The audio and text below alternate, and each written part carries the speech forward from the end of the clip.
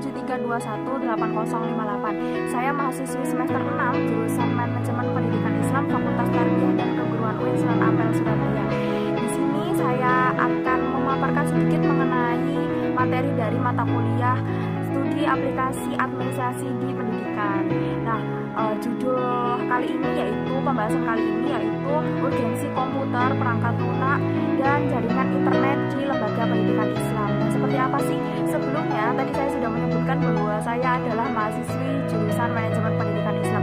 Sebenarnya keunggulan apa sih yang didapetin kalau misalnya kita belajar jurusan Manajemen Pendidikan Islam di UIN Sunan Ampel, Surabaya? Yang pertama, kita bisa mengetahui lebih dalam mengenai pendidikan Islam. Terus yang kedua, kita juga belajar bagaimana cara memanajemen pendidikan, terutama di lembaga pendidikan Islam ya. Terus apalagi sih, kita juga belajar bagaimana cara untuk menjadi pemimpin yang ideal gitu. Bisa mengetahui bagaimana sih kiat-kiat kalau kita nantinya akan menjadi kepala sekolah misalnya, ataupun tenaga pendidikan yang lain, atau semisal menjadi pengamat pendidikan, lebih baik lagi gitu. Jadi kita di sini belajar bareng-bareng sama mahasiswa dan mahasiswi lainnya serta Bapak Ibu guru dosen tentunya untuk mengupas lebih dalam gimana sih manajemen pendidikan Islam itu. Kalau misalnya kalian penasaran, yuk masuk ke jurusan Manajemen Pendidikan Islam. Nah, selanjutnya kita akan membahas mengenai urgensi komputer dan perangkat lunak dan juga jaringan internet. Nah, apa sih pentingnya kalau misalnya kita belajar tentang komputer, perangkat lunak, ataupun jaringan-jaringan internet gitu.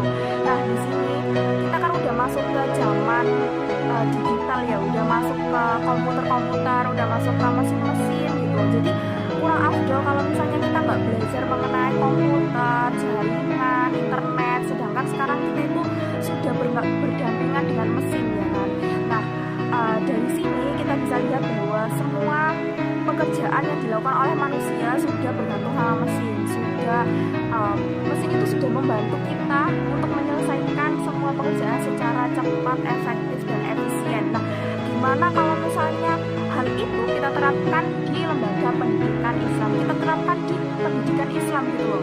Nah, kalau misalnya di dunia kerja kita udah belajar, kita udah mengetahui, ternyata prospek kerjanya terlalu luas gitu loh, untuk belajar tentang teknologi, untuk belajar mengenai jaringan komputer yang membantu kita sehari-hari untuk menghasilkan uang. Nah, di pendidikan ini kita juga memanfaatkan untuk apa? Untuk mengembangkan intelektual dari siswa-siswa kita atau tunas-tunas bangsa yang nantinya akan membesarkan nama Indonesia gitu.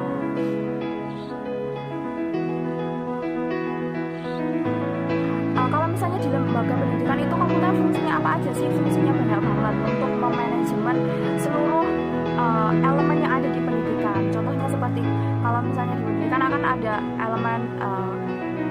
elemen tentang kurikulum, kemudian kesiswaan, sarana prasarana, kemudian keuangan, untuk mengatur semua hal tentang itu tadi gitu. Terus aplikasinya di mana sih kalau kita menggunakan komputer itu, di mananya, di sisi mananya sih jaringan perangkat lunaknya itu di mananya gitu. Kalau misalnya di bagian kesiswaan misalnya aja untuk untuk ceklog, untuk absensi, sekarang kita nggak usah menggunakan manual yang ditulis, dipanggil namanya Siti, dipanggil namanya ini, nggak usah, kita nggak perlu kayak gitu lagi. Sekarang kita sudah pakai fingerprint gitu, udah pakai fingerprint yang lebih praktis, lebih mudah, lebih menggampangkan kita dan tidak ribet gimana cara untuk merekap semua absensi murid-murid yang segitu banyaknya gitu loh. Nah, kemudian lain halnya dengan kurikulum maupun sarpras gitu. Kalau misalnya kurikulum, kita bisa lihat guru itu mengatur semua bahan ajar dirangkum jadi lebih padat, lebih enak dilihat dari komputer gitu. Melalui komputer ini, siswa itu bisa lebih mudah bagaimana cara mengakses. Terus kita juga bisa ramah lingkungan karena tidak menggunakan kertas-kertas maupun tinta-tinta. Kita bisa langsung lewat komputer gitu menjawab soalnya. Kita bisa mencari semua referensi yang kita butuhkan sesuai dengan pelajaran yang sedang kita pelajari gitu loh.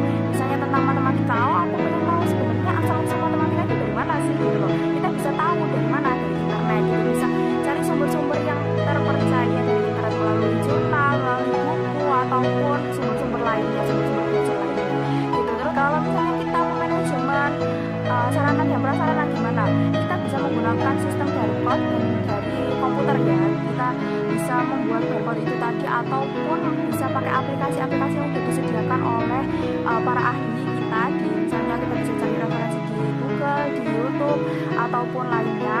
Kalau misalnya mau atau pengen mengelola lewat aplikasi-aplikasi perangkat lunak seperti itu. Misalnya saja barcode. Jadi kalau misalnya bangku itu dikasih barcode, kita bisa tahu oh kondisi dari bangku itu seperti apa sih gitu, dan lain sebagainya.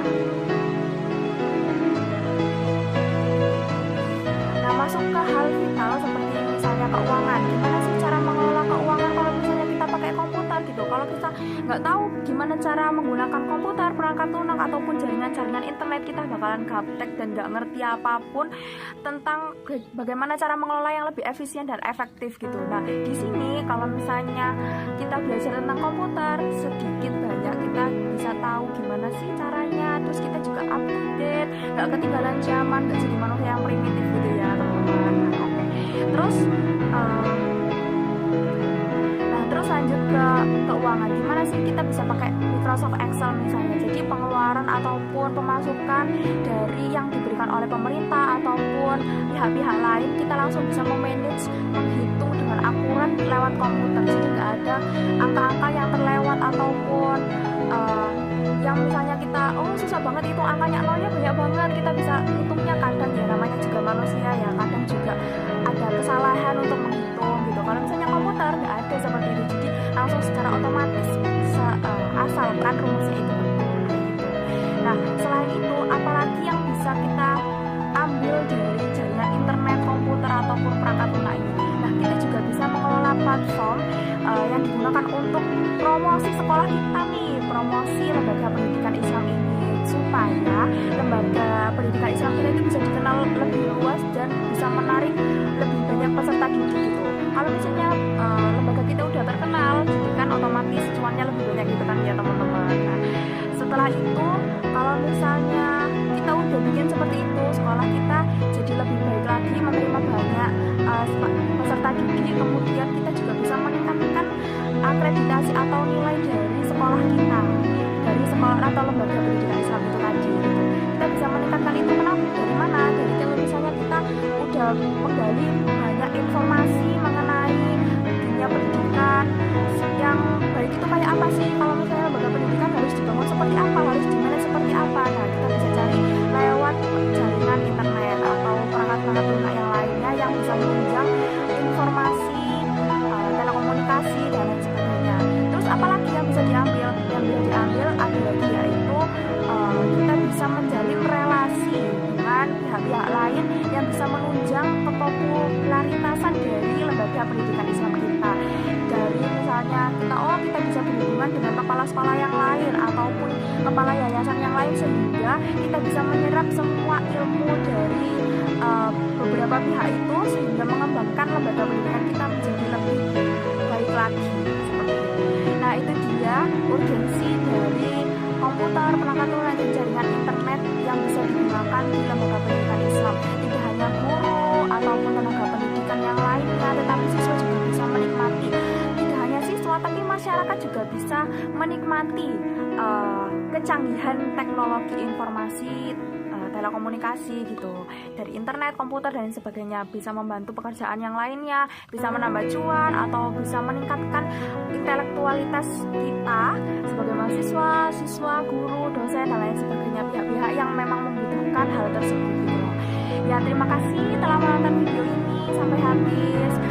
Kalau misalnya ada salah-salah kata, saya mohon maaf yang sebesar-besarnya. Wabillahi taufiq wal hidayah. Wassalamualaikum warahmatullahi wabarakatuh. Bye bye.